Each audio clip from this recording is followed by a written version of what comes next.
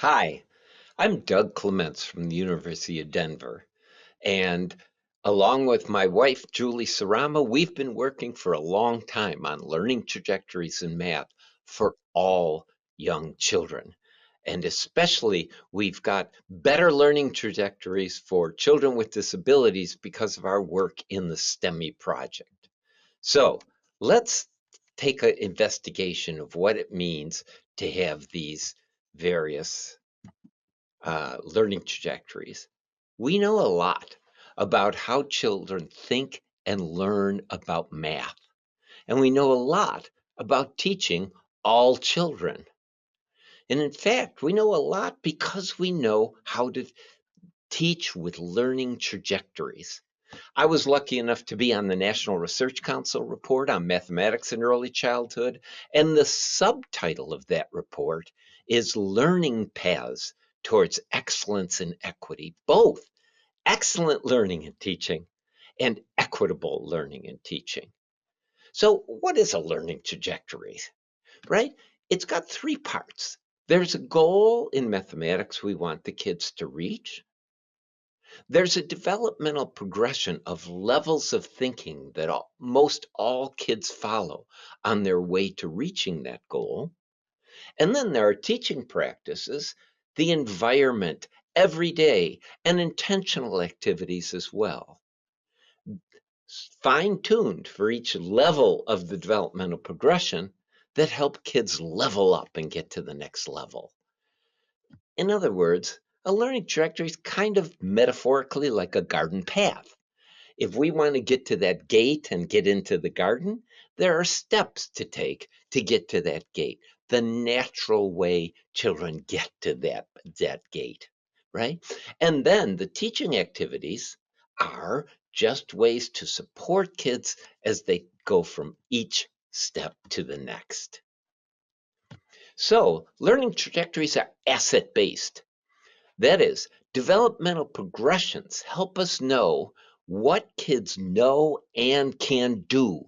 We're always building on what they already know and can do. We don't treat kids like blank slates that we're going to fill with mathematics. Instead, we help them build on the many intuitions and ideas and practices that they already have.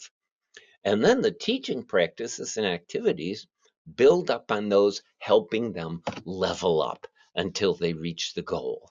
This is mathematics their way, mathematics natural to children.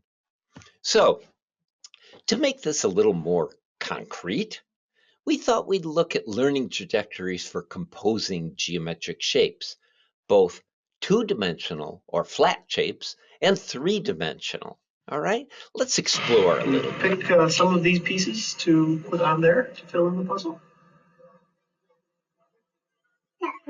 Okay, take that one and put it where you think it goes. I hope you can see the puzzle she's working What with. else would you like to choose? Do some more? In the lower right is a picture of her previous attempt. I'm just making a few notes here. You go ahead and take whatever pieces you'd like to fill in the puzzle. Okay, And if you can see the puzzle she's trying to work on, she is not even matching the shapes to their outline in the puzzle at all. And you know, one part of us could think, what am I supposed to build on? She's not even, she puts a square on a triangular foot there of that puzzle, that animal in the puzzle. But think about it. What can we build on? Well, she knows she's supposed to put down the shape. She's supposed to fill the puzzle. And beyond that, even though she's not matching the shapes accurately like we would do if we were doing the puzzle, but she puts the same shape on one foot as she put on the other foot. She's got an intuitive recognition of the symmetry of that puzzle and is using that. That's a pretty sophisticated idea for a just turned 3-year-old to have. We can build on that. Okay, let's go up 2 levels from this level, which we call the separate shapes actor. It's a foundational level. 2 levels up. And before I start the video, I want to explain, because this goes pretty fast. if you look at the lower right here, she's going to try to put an orange square in where you and I can see only one of those blue diamonds or rhombuses, or like two green triangles would fit. The square's not going to fit there. But she's at a level where she can do the puzzle, but it's all by trial and error. She doesn't see angles the way you and I might, right? So let's take a look at what she does. She tries to put the square down, and when she does, it pushes the other two shapes out of the arm. So what she does is fix those and try holding them down and push the square there. That doesn't quite work, so she gives up. Lucky for her, right next to her hand is a blue rhombus, and she puts that in and it works. Trial and error, but she actually finishes the whole puzzle. The good news is most early childhood educators are really good at watching kids' processes. So you see that she's way leveled up from that first girl, but she's got some places to grow even for a preschooler. So let's see a preschooler who's yet 2 more levels up, kind of our goal level for preschool, right? This one we call the picture maker. The next one we call shape composer. So here we go. Watch the difference that this girl shows you compared to the first two. First of all, she's going to take a shape and then immediately recognizing the robot symmetry, she's going to put the symmetric shape on the other side. And she does that again and again. Confidently, she grabs the shape she knows and she turns it and puts it there. Now watch this. One thing you can see is that she really thinks about it. She sees the puzzles, she sees the shapes. But the other thing is this. Watch her eyes. Ready? When she picks up a shape, then where does she look? At the puzzle, people. She doesn't need to watch the shape. When she looks at the puzzle, she's got the ability to build, maintain, and manipulate the image of the shape in her hand mentally. And by the time her hand gets it to the puzzle, it's already in the right orientation and the right position. She's built mental images of this. That's the shape composer level. Very powerful, right? So remember, there's 3 components to a learning trajectory. The goal is to get about where this girl is at shape composer level for preschoolers or kindergartners even. The developmental progression, we saw 3 levels that kids are increasingly knowledgeable and sophisticated in what they know and can do with these shapes and composing them, putting them together to make other shapes. And the third thing is instruction. So think about this for instruction. It starts really early. I switched to 3D shapes, but all shapes are actually 3D. These are just a little thicker. But notice that even a baby starts putting things together in interesting ways. If you look at these 3 here to make a shape that's kind of like these, they do it intuitively. So this kind of play, absolute play with the right materials, is one wonderful foundational level. My first teaching job was in kindergarten. And when I started that job, I got pattern blocks, which were what those kids were using in the videos, but also pictured here in color. And I got these puzzles. Now, this is the sheet that's given to me as a teacher. The kids get those puzzles on larger pieces of paper, of course, right? But look at the level of this. Where would you put this? For which of those 3 kids would you put this? Every one of them has all the lines drawn inside those shapes. Every one of them would kind of help that first girl get better at matching the shapes within the lines.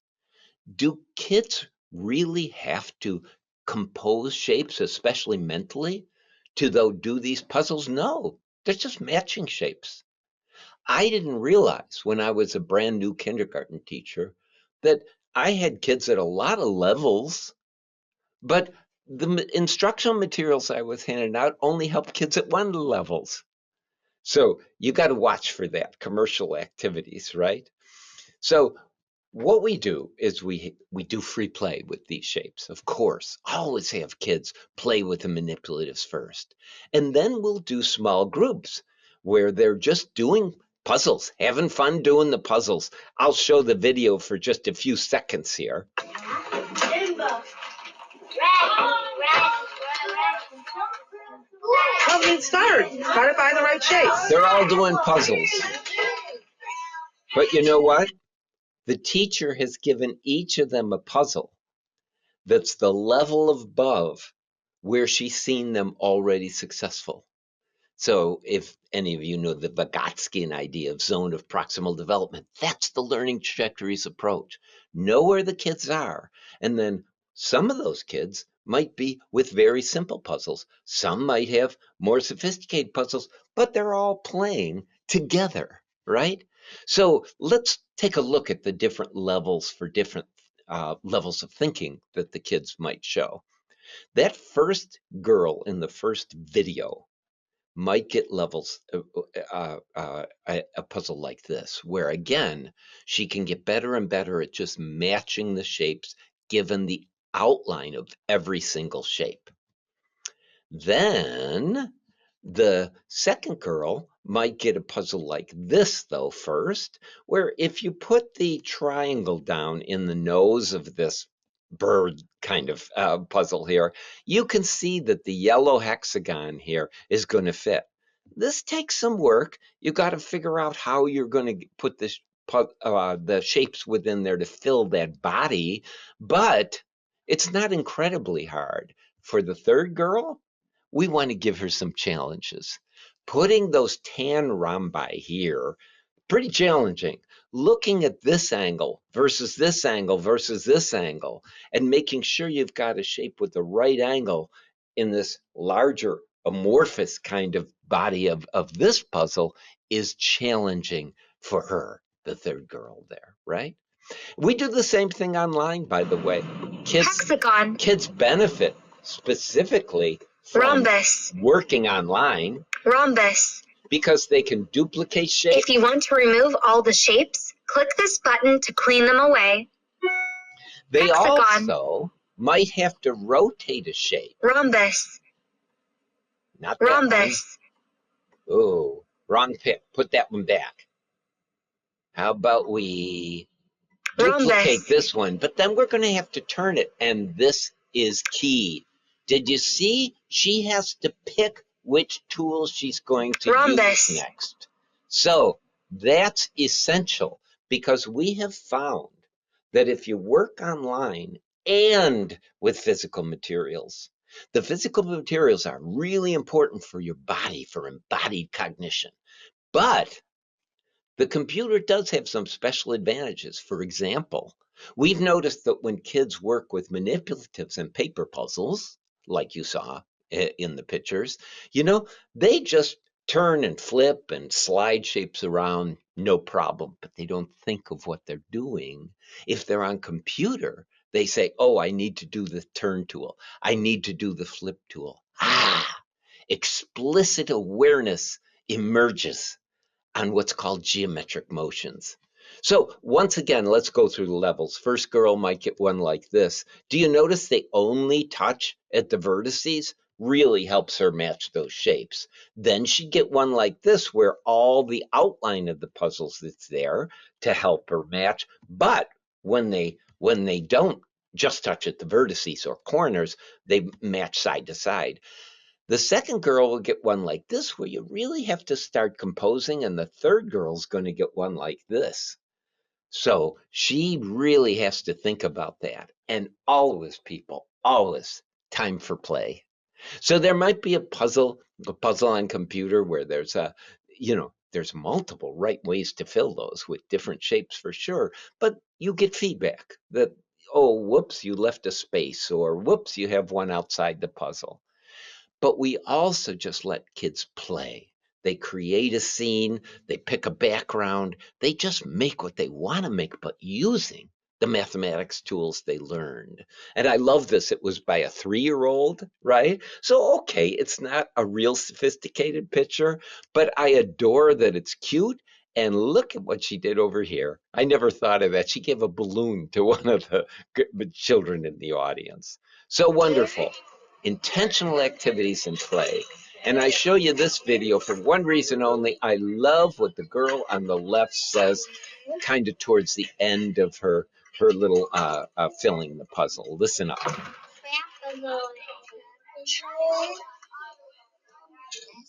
Most people don't know what trapezoids are. Yeah, they don't. Good for you. Our kids know more about geometry than most of their parents. And incidentally, a good idea for these kind of things is to send home information that helps parents with those kind of things, what we're doing, what they're learning, and the like. Once again, the language you can develop as you interact and watch kids play with these puzzles is incredible. I love what she does right here. What I can do without Without a hexagon? Yeah. Yeah. That's neat that you figured that out. I figured it out. You guys are on fire. No, we're not. I could do a harder. You think?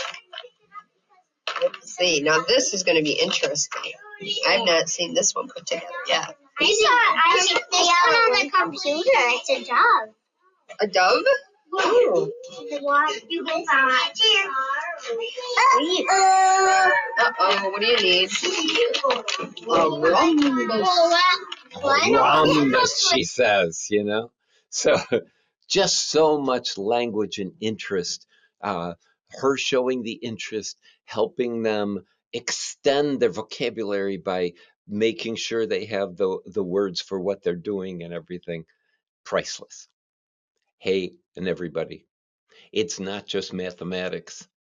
It's more than just mathematics. Here we see that if you do, now this was actually first grade, not preschool, but implementing tangram puzzles. I've been showing you pattern block puzzles, but we also do tangram puzzles. Enhances the creativity of young children. And that creativity was measured verbally as well as graphically, artistic wise, picture wise. So it's really important to do these things for executive function, for vocabulary development, for learning to learn, and for creativity. So let's switch for a minute. We were doing flat shapes. 3D shape compositions actually is typical for kids early. And I want you to think about, why do we do a learning trajectory at all? Let kids play. Yes, we should let them play. But we can also be intentional about the way they interact with them, both in intentional small group activities and in free play, right? Open exploratory play and solving semi-structured and well-structured problems with intentional teaching increases the complexity of what kids make in free play and teaches them. If you base it on learning trajectories, you get 2 or 3 for the price of 1. So block building is foundational for achievement in mathematics. Boy, it's amazing. The sophistication of kids' free play block building when they're preschoolers predicts their math scores at grade 7. It predicts all the high school assessments they take. It predicts number of mathematics courses they take, the number of honors courses they take, the number of advanced math courses they take. People, nothing could be more important than giving kids that kind of thing. So that's the goal. What's the developmental progression for 3D shape compositions? Well, at first, the foundations, kids just play blocks randomly or individually, right? At about a year, they learn to stack. Now, they might put that block down and it slides off, and they learn from that, but they don't stack yet. Then at about a year and a half of age, they make lines. Good. And then soon thereafter, they stack, but they look that they are stacking the same block, right?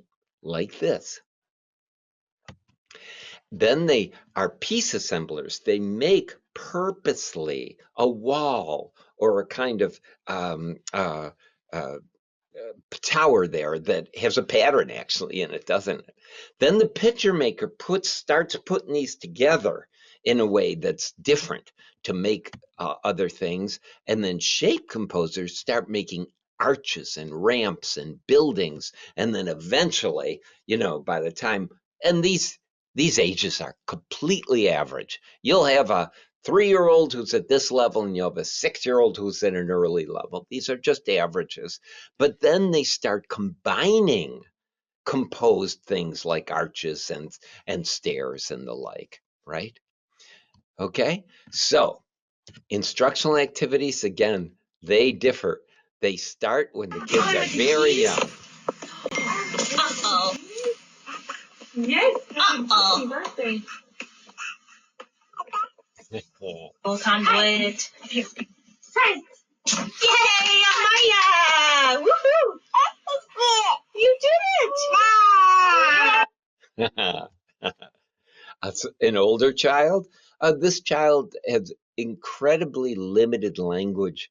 Didn't start talking till very recently. Nice. Look at that tall tower There's of a parent. arches.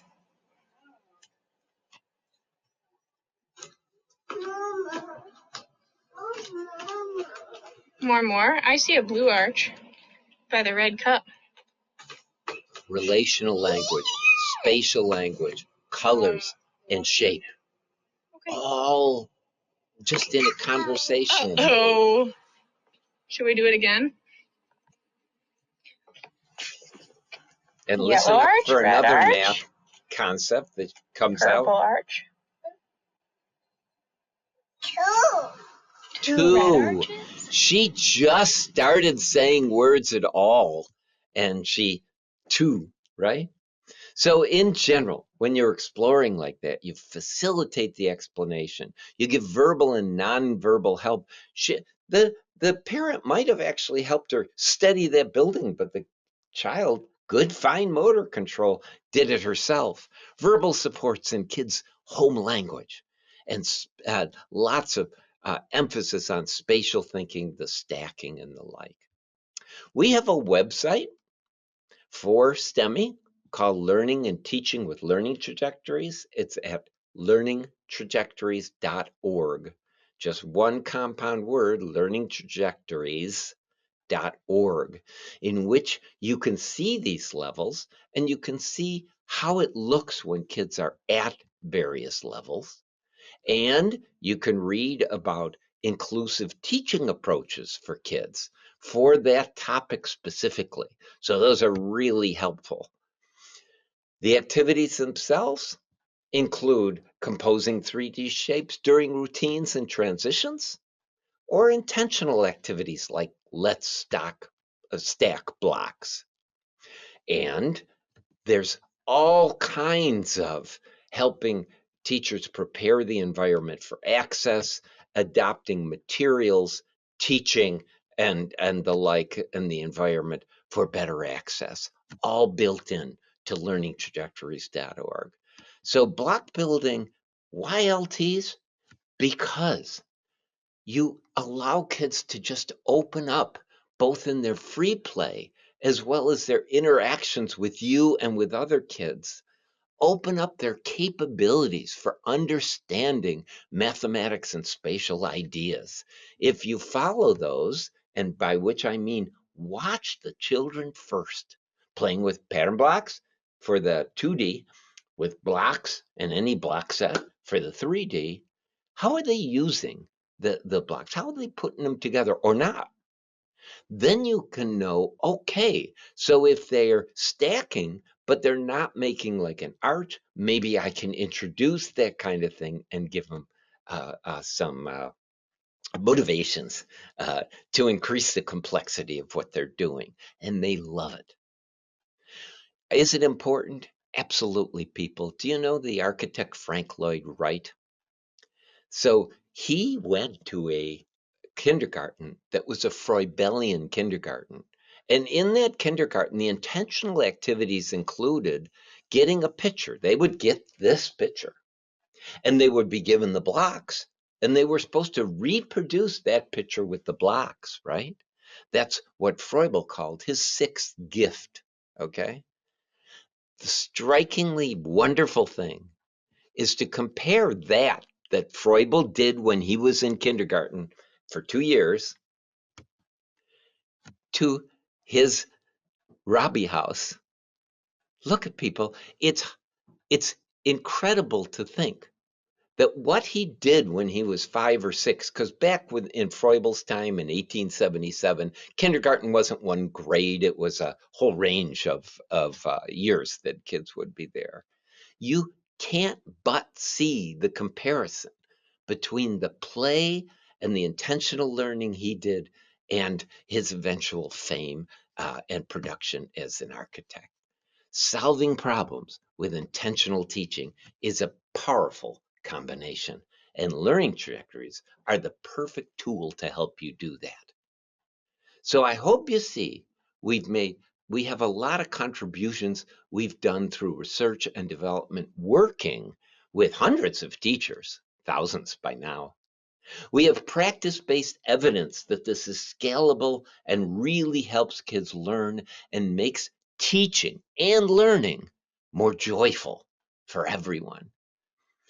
We have guidelines to help you incorporate asset-based instruction grounded in the knowledge of kids' thinking and learning trajectories, keeping kids engaged, active, inventive, and talking, and content that's always challenging, but always achievable.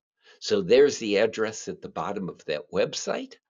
And now I think we'll have time for some live question and answers.